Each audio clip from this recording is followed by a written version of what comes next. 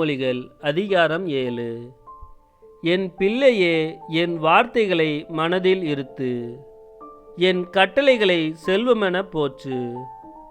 என் கட்டளைகளை கடைபிடி, நீ வாழ்வடைவாய். என் அறிவுரையை உன் கண்மணி போல் காத்து கொள்வாய்.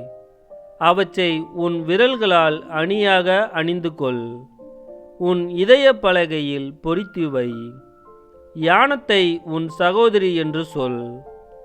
உணர்வை உன் தோழியாக கொள். அப்பொழுது நீ விலைமகளிடமிருந்து தப்புவாய். தேனொழுக பேசும் பறத்தையிடமிருந்து காப்பாற்றப்படுவாய். ஒரு நாள் நான் என் வீட்டின் பால்கனியில் நின்று கொண்டு பின்னல் தட்டி வழியாக பார்த்தபோது பேதைகளிடையே ஓர் இளைஞனை கண்டேன். மதிகேடான அவனை இளைஞரிடையே பார்த்தேன். அவன் தெரு வழியாக நடந்து போய் அதன் கோடியில் அவள் வீட்டை நோக்கி சென்றான். அது மாலை நேரம், பொழுது மயங்கும் வேளை. அந்த இரவிலேயே இருட்டும் நேரத்திலேயே அங்கே ஒரு பெண் அவனை காண வந்தாள். அவள் விலைமகளைப் போல உடுத்தி வஞ்சக நெஞ்சினளாய் வந்தாள்.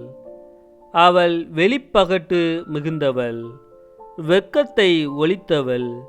வீட்டில் அவளது கால் தங்காது.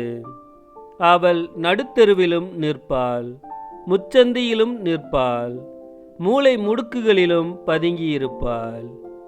அவள் அவனை கட்டிப்பிடித்து முத்தமிட்டு நாணமில்லா துணிவுடன் அவனை பார்த்து, நான் பலிகளை படைக்க வேண்டியிருந்தது. இன்று நான் என் பொருத்தனைகளை நிறைவேற்றிவிட்டேன். அதனாலே தான் உன்னை காண வந்தேன். உன்னை ஆவலோடு தேடினேன், கண்டுகொண்டேன். என் மஞ்சத்தை மெத்தையிட்டு அழகு செய்திருக்கிறேன். எகிப்து நாட்டு வண்ண கம்பளம் விரித்திருக்கின்றேன்.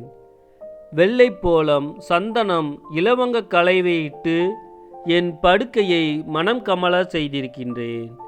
நீ வா, விடியல் காலம் வரையில் இன்பத்தில் மூழ்கியிருப்போம். இரவு முழுவதும் காதலாட்டத்தில் கழித்திருப்போம். என் கணவன் வீட்டில் இல்லை.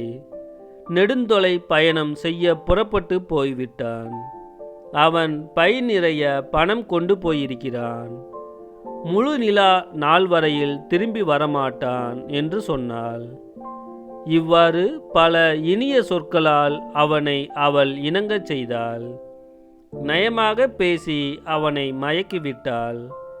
உடனே அவனும் உணர்வு மழுங்கியவனாய் அவள் பின்னே சென்றான். வெட்டுவதற்காக இழுத்துச் செல்லப்படும் காளை மாட்டைப் போலவும், வலையில் சிக்கிக்கொள்ளப் போகும் கலைமானைப் போலவும், கண்ணியில் விழப்போகும் பறவையைப் போலவும் சென்றான். ஓர் அம்பு அவன் நெஞ்சில் ஊடுருவி பாயும் வரையில் தன் உயிர் அளிக்கப்படும் என்பதை அறியாமலேயே சென்றான். ஆகையால் பிள்ளைகளே, எனக்கு செவி கொடுங்கள், நான் சொல்வதை கவனியுங்கள். உங்கள் மனத்தை அவள் வழிகளில் செல்லவிடாதீர்கள். மயக்கங்கொண்டு அவள் பாதைகளில் நடவாதீர்கள். அவள் பலரை குத்தி வீழ்த்தியிருக்கின்றாள். வலிமை வாய்ந்தோரையும் அவள் கொன்றிருக்கின்றாள். அவள் வீடு பாதாளத்திற்கு செல்லும் வழி, சாவுக்கு இட்டு செல்லும் பாதை.